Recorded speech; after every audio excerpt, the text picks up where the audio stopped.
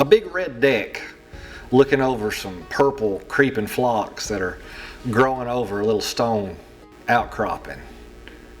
Saturday morning breakfast of scrambled eggs and bacon, watching cartoons, or Sunday dinner after church with the whole family sitting around a table, it being hot and noisy, but the food being fantastic. Well, folks, my name is Joel Brashear, and I am, among a few other things, an Appalachian storyteller. When I think about my grandmothers, those are some of the things that pop in my head. We've been talking about strong Appalachian women for a while now, and I think if we're going to do that, we have to talk about grandmothers. I don't know of anybody in our families that do more to shape and mold the Appalachian experience and our way of life more than our grandmothers. Somebody told me a story one time.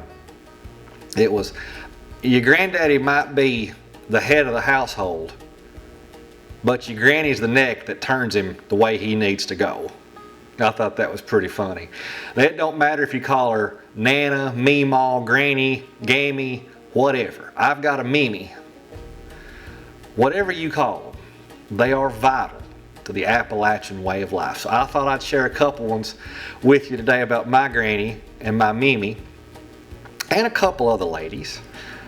And so we'll start with this one. My granny lived way up in a holler when I was young called Levi's Branch.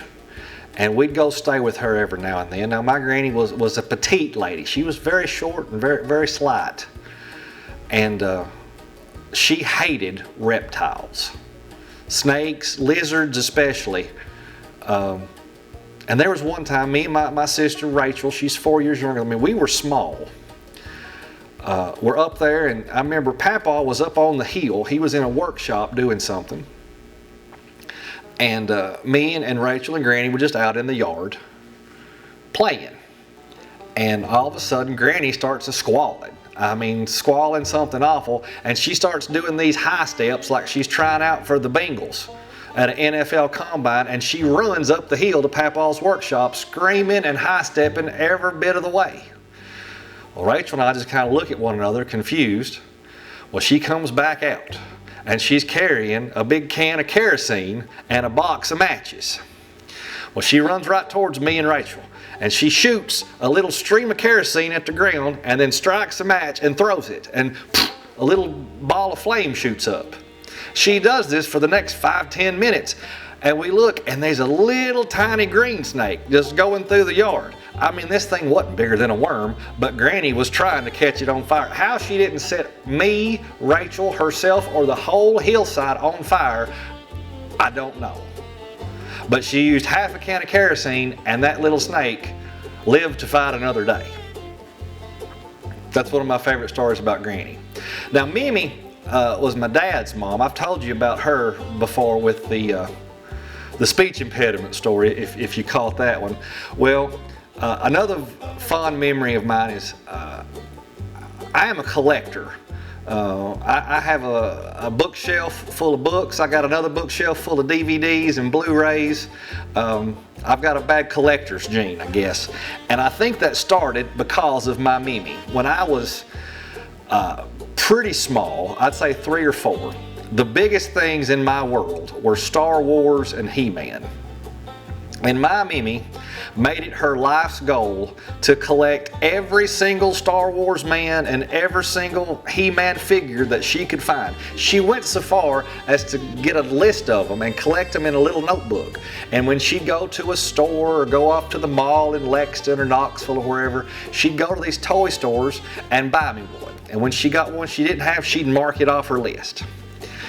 Now, I don't know where these toys ended up. There's probably a garbage bag at my mom and dad's house worth thousands and thousands of dollars, these old Star Wars toys. I don't know how much He-Man toys are worth today, probably not as much. But she loved, I mean, it was like a game for her, they say. I don't remember that part as well. I just remember she spoiled me rotten with them He-Man and the Star Wars toys. So she got me started collecting, if nothing else, and I appreciate that.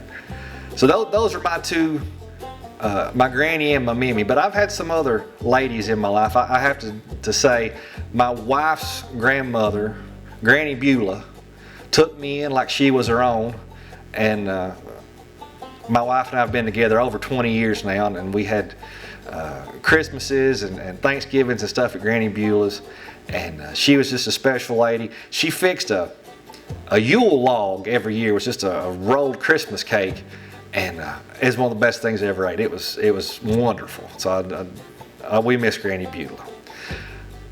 One special thing for me now is I get to watch my mom be a Mimi. She's got 6 grandkids. I've got 3. Rachel's got 3. And watching her go from mom to Mimi is really special. When Tripp, my oldest, was a little guy, my mom, Mimi, would have a little music class, and she would teach them rhythm. My mom's a very talented musician. None of that came to me. But she'd get these little red sticks, and the kids would beat them together, and they would dance. And I've got videos of the kids dancing at church, and that's a very special memory. And then my wife's mom is Nanny Wheezy. She's another great grandmother. I love watching her with the kids. Her and Clark, my youngest, have a very special relationship. They're a lot of fun. So grandmothers have done a lot over the years. I think we don't give them enough credit. And if your grandmother's still with us, give them a call. Tell them how much they mean to you. Tell them you love them. Maybe share a story about your grandma here in the comments.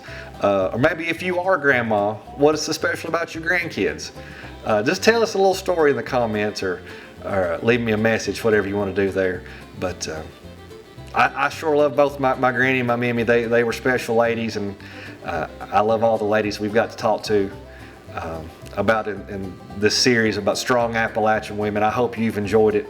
I've enjoyed talking about them. So if you have, leave a like and a share. Let other folks know what we're doing.